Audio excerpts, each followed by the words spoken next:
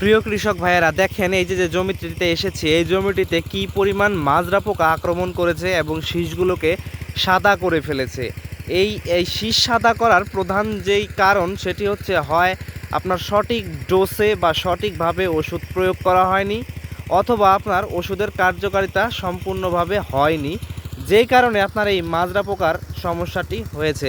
আমাদের অনেক কৃষক আছে অনেক সময় মাজরা পোকার ওষুধের দাম নিয়ে চাপাচাপি করে, আর বর্তমানে যে সমস্ত ডিলারগণরা রয়েছে তারাও কৃষকের মন বোঝার চেষ্টা করে, প্লাস হচ্ছে আপনার দুটোর কথাই চিন্তা ভাবনা করে তাকে মাল বিক্রি করতে হয়। সেজন্য মেন বিষয় হচ্ছে মাজরা পোকার ওষুধ কখনো পর্তা করে বা আপনার প্রফিটেবলভাবে বা একটু কম খরচে দেওয়ার চেষ্টা করবেন না। চেষ্টা করবেন মাজরা পোকার জন্য যে ওষুধ সেটি সঠিক ডোজ এবং সঠিক মানের ওষুধ দেওয়ার জন্য। এটি কৃষক ভাই এবং ডিলার ভাই দুই ভাইদেরকেই খুব বিনীতভাবে অনুরোধ করছি। তাহলে কিন্তু আপনার এই যে মাজরা পোকার, দেখুন এই লোকটার যে সমস্যা হয়েছে, ডিগগুলো বেরিয়েছে, আপনার সাদা ডিগ, মরা ডিগ বেরিয়েছে, এই সমস্যার কিন্তু আপনার হবে না।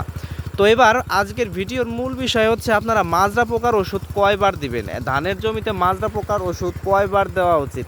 দেখেন বন্ধুরা, এই মাজরা পোকার ওষুধ দেওয়ার নির্দিষ্ট কোনো সেরকম কোনো বিষয় নেই, এটা মাজরার আক্রমণ দেখলেই দিতে হয়। তবে একটা ধানের জমিতে কমপক্ষে 2 থেকে 3 বার কিন্তু মাজরার ওষুধ দেওয়াটা সর্বোত্তম।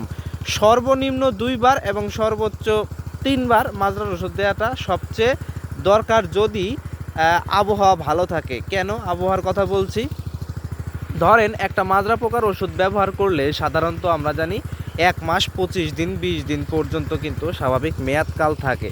কিন্তু অনেক সময় কি দেখা যায়, আপনি একটা ওষুধ ব্যবহার করছেন, যে ওষুধটা মনে করেন স্বাভাবিক প্র্যাকটিক্যালি স্প্রে করলে 30 দিনের মধ্যে আর কোনো ধরনের মাজরা পোকার আক্রমণ হয় না। কিন্তু ক্ষেত্র বিশেষ অনেক সময় দেখা যায় কি, রোদের যে তাপমাত্রা, সেই তাপমাত্রা একটু তুলনামূলকভাবে অস্বাভাবিক, বা রোদের তাপমাত্রা একটু পরিমাণ বেশি। সেক্ষেত্রে আপনার এই মাজরা পোকার যে ওষুধগুলো রয়েছে, এই ওষুধের কার্যক্ষমতা কিন্তু অনেকাংশে হ্রাস পায়, কমে আসে। সেক্ষেত্রে কিন্তু অনেক সময় কথা ওঠে যে ওষুধ এখন 2 নম্বর হয়ে গেছে বা ওষুধে কাজ কম করে।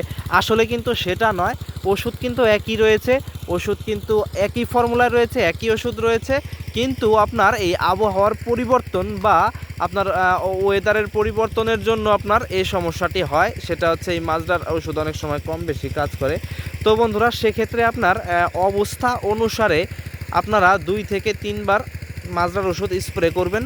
তবে আরেকটা বিষয় হচ্ছে, ধান যখন ফুলে যায় বা ধানের যখন আপনার থোর বের হতে শুরু করে, তখন কিন্তু ধানের জমিতে প্রবেশ নিষেধ এবং ধান তখন পরাগায়ন অবস্থায় থাকে। তখন কিন্তু আপনার কোনো ধরনের কীটনাশক প্রয়োগ করা উচিত নয়।